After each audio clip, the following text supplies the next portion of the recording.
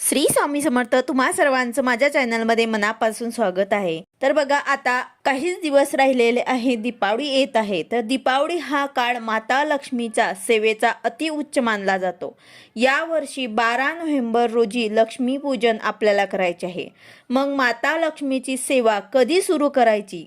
माता लक्ष्मीची सेवा सुरू करायची अष्टमीला, म्हणजेच 5 नोव्हेंबर 2023 रोजी। अष्टमी ते अमावस्या म्हणजेच 12 नोव्हेंबर या काळात आपल्याला माता लक्ष्मीची अतिउच्च कोटीची अशी सेवा करायची आहे।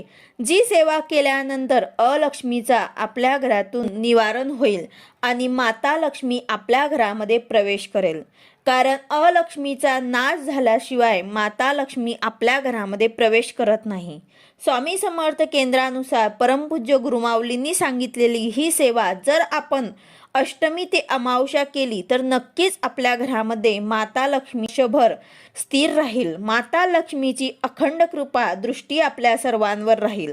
दीपावलीमध्ये अष्टमी ते अमावस्या माता लक्ष्मीची सेवा कशी करायची, कोणते मंत्र स्तोत्र पठण करायचे, त्यासाठी जे लागणारं साहित्य आहे ते कुठे मिळेल, हवन कसं करायचं आणि अष्टमी ते अमावस्या ही सेवा का करावी, याचं महत्त्व काय, फायदे काय, तर अशी सर्व माहिती मी तुम्हाला आजच्या व्हिडिओमध्ये सांगणार आहे। व्हिडिओ पूर्ण बघा जेणेकरून तुम्हाला संपूर्ण माहिती मिळेल।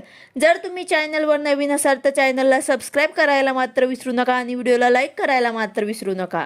तर बघा आपल्यापैकी बरेच सेवेकरी दरवर्षी अष्टमी ते अमावस्या ही सेवा करत असतील, पण जे नवीन सेवेकरी आहेत ज्यांना माहिती नाही त्यांनी आवर्जून ह्या वर्षी ही सेवा करायला सुरुवात करायची आहे।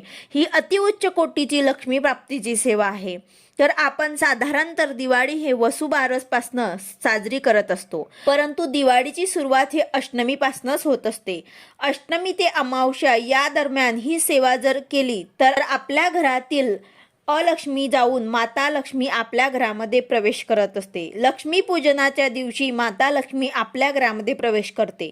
आता अलक्ष्मी म्हणजे काय, तर ज्या घरामध्ये अस्वच्छता असते, ज्या ठिकाणी आध्यात्मिक सेवा केली जात नाही, ज्या कुटुंबामध्ये वादविवाद होतात, कलह असतो, त्याचप्रमाणे ज्या घरामध्ये गृहलक्ष्मीचा, स्त्रियांचा, महिलांचा अपमान केला जातो किंवा एखाद्याला पितृदोष असेल, घरामध्ये वास्तुदोष असेल, अशा ठिकाणी अलक्ष्मीचा वास असतो। दीपावलीच्या अगोदर आपण काय करतो, आपण आपलं घर स्वच्छ करत असतो, घराला रंग लावतो। अगदी त्याच पद्धतीने ही सेवा आपल्याला करायची असते।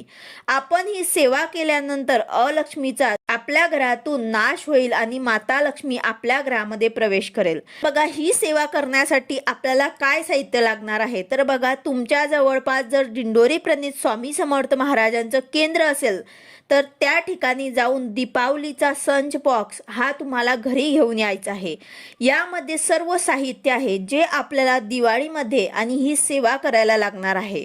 आणि ज्यांना कोणाला हा बॉक्स नाही मिळाला तर ह्या सेवेसाठी आपल्याला फक्त 3 वस्तू लागणार आहे। ही वस्तू आपल्याला कुठल्याही धार्मिक दुकानावरती मिळून जातील।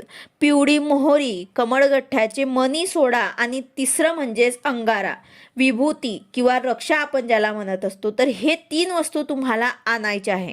तर बघा यामधनं तुम्हाला पिवळी मोहरी आणि कमळगठ्ठ्याचे मणी जे आहे ते तुम्हाला कुठल्याही धार्मिक दुकानावरती मिळतील, पण जे रक्षा आहे, विभूती जे आहे ते आपल्याला आपल्या घरामध्ये स्वामींजवळ आपण अगरबत्ती लावतो ते आपण रक्षा घेऊ शकतो। किंवा मग आपल्या घराजवळ एखादं स्वामींचं मंदिर असेल किंवा दत्त महाराजांचं मंदिर असेल तर तिथून तुम्हाला यज्ञाची विभूती घेऊन यायची आहे किंवा त्या ठिकाणी रक्षा असते ते आपण या पूजेसाठी वापरू शकतो। तर कमळगट्टा, मणी, पिवळी मोहरी आणि आपल्याला हे रक्षा, हे तिघं वस्तू आपल्याला आवर्जून आणायचे आहे आणि हे तिघं वस्तू घेऊन आपल्याला सेवा करायची आहे। तर आता सेवा कशी करायची आहे ते बघूया। तर ही सेवा आपल्याला 5 तारखेपासून सुरू करायची आहे, म्हणजेच 5 ते 12 नोव्हेंबर लक्ष्मी पूजनापर्यंत आपल्याला ही सेवा करायची आहे। 5 नोव्हेंबर ते 11 नोव्हेंबर ही सेवा आपल्याला संध्याकाळी करायची आहे आणि 12 नोव्हेंबर लक्ष्मी पूजनाच्या दिवशी सकाळी ही सेवा आपल्याला करायची आहे। आता ही सेवा कशी करायची, तर अष्टमीच्या दिवशी पहिल्याच दिवशी आपल्या घरामध्ये आपल्या कुलदेवीचा टाक असेल तर त्यावरती तुम्हाला श्री सुक्ताने अभिषेक करायचा आहे आणि कुलदेवीच्या टाकावर कुंकुमार्चन करायचं आहे। म्हणजेच काय तर नवार्मन मंत्र 108 वेळा म्हणायचा आहे आणि कुंकू जे आहे ते 5ही बोटांनी आपल्याला आपल्या कुलदेवीच्या चरणी अर्पण करायचं आहे. कुंकू व्हायचं आहे, कुंकुवाचं अर्चन करायचं आहे, म्हणजे कुंकुमार्चन करायचं आहे. त्यानंतर आपल्या स्वामी महाराजांच्या मूर्तीवरती तुम्हाला अभिषेक करायचा आहे. पुरुष सूक्त आणि स्त्री सूक्ताने अभिषेक करायचा आहे. आता ज्यांच्याकडे स्वामी महाराजांची मूर्ती नसेल, फोटो असेल, त्यावर तुम्हाला एका फुलाने अभिषेक करायचा आहे. एक फुल तुम्हाला पाण्यामध्ये बुडून स्त्री सूक्त आणि पुरुष सूक्त म्हणत अभिषेक करायचा आहे.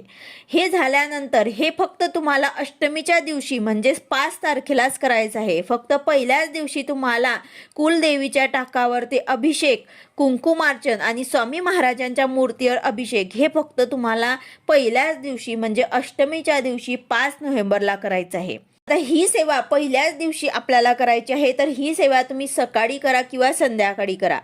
त्यानंतर अष्टमी ते अमावस्या 5 नोव्हेंबर ते 12 नोव्हेंबर रोज आपल्याला आपल्या दारामध्ये प्रवेशद्वाराजवळ गायत्री पद्म आणि लक्ष्मी पद्म रांगोळी काढायची आहे. प्रवेशद्वाराच्या दोघी बाजूला गाईचे पावलं आणि लक्ष्मीची पावलं सुद्धा आपल्याला काढायची आहे. रांगोळीवरती हळद कुंकू वाहून ही सेवा आपल्याला करायची आहे. ही सेवा कोणीही करू शकतं. अगदी मुलं मुली किंवा महिला किंवा विधवा महिला सुद्धा ही सेवा करू शकतात. त्याचबरोबर अष्टमीच्या दिवशी अशा प्रकारे आपल्याला अभिषेक केल्यानंतर, कुंकुमार्चन केल्यानंतर अष्टमी ते अमावस्या आपल्याला रोज एक सेवा करायची आहे. ही सेवा 5 नोव्हेंबर ते 12 नोव्हेंबर आपल्याला करायची आहे. 5 नोव्हेंबर ते 11 नोव्हेंबर ही सेवा आपल्याला संध्याकाळी करायची आहे आणि 12 नोव्हेंबर लक्ष्मीपूजनाच्या दिवशी ही सेवा आपल्याला सकाळी करायची आहे. हे लक्षात घ्यायचं आहे, कारण संध्याकाळी आपल्याला लक्ष्मीपूजनाच्या दिवशी मुख्य पूजा करायची असते, म्हणून आपल्याला ही सेवा सकाळीच करून घ्यायची आहे. तर अष्टमीच्या दिवशी संध्याकाळी काय करायचं आहे, आपल्याला पूर्ण घरामध्ये गोमूत्र शिंपडायचे आहे. आपल्या देवघराजवळ आपल्याला बसून आपल्या उजव्या हातामध्ये थोडीशी पिवळी मोहरी घ्यायची आहे आणि थोडी रक्षा घ्यायची आहे, विभूती घ्यायची आहे. जर आपल्याला हा बॉक्स मिळाला तर यामध्ये मोहरी आणि रक्षा तुम्हाला मिळून जाणार. मला हा बॉक्स नाही मिळाला तर पिवळी मोहरी तुम्हाला एखाद्या दुकानावरून मिळून जाईल आणि रक्षा जे आहे ते आपल्या घरातील स्वामींजवळ आपण उदबत्ती लावतो त्याची तुम्ही रक्षा घेऊ शकतात. तर हे दोनही वस्तू, पिवळी मोहरी आणि थोडी रक्षा, आपल्या उजव्या हातामध्ये आपल्याला घ्यायचे आहे आणि यावरती अथर्व वेदोक्त वल्गा सूक्त 11 वेळा, काल भैरवाष्टक 11 वेळा आणि श्री स्वामी समर्थ या मंत्राची 1 माळ, ही सर्व सेवा झाल्यानंतर हे पिवळी मोहरी आणि रक्षा मंत्रांनी अभिमंत्रित झाल्यानंतर हे आपल्याला घरामध्ये सर्वत्र टाकून द्यायचे आहे. असं आपल्याला रोज करायचं आहे लक्ष्मी पूजनापर्यंत. असे केल्याने अलक्ष्मी घरातून निघून जाते आणि माता लक्ष्मी आपल्या घरामध्ये प्रवेश करते. तसेच पिवळ्या मोहरीमुळे वाईट नजर, वाईट शक्तीपासून आपल्या घराचं, कुटुंबाचं रक्षण होतं. तर अशा पद्धतीने घरामध्ये पिवळी मोहरी आणि रक्षा टाकल्यानंतर पुन्हा देवघराजवळ जायचं आहे आणि तिथे बसून तुम्हाला शुद्ध तुपाचा एक दिवा आपल्याला लावायचा आहे. यानंतर जे आपण कमरगट्ट्याचे 16 मणी घेतलेले आहेत त्यामधनं तुम्हाला 2 मणी घ्यायचे आहे. ही सेवा आपल्याला 8 दिवस करायची आहे. तर अष्टमी ते अमावस्या तर रोज 2-2 मणी घेऊन आपल्याला ही सेवा करायची आहे. तर 16 मण्यांपैकी तुम्हाला 2 मणी आपल्या उजव्या हातात घेऊन यावर आपल्याला सेवा करायची आहे.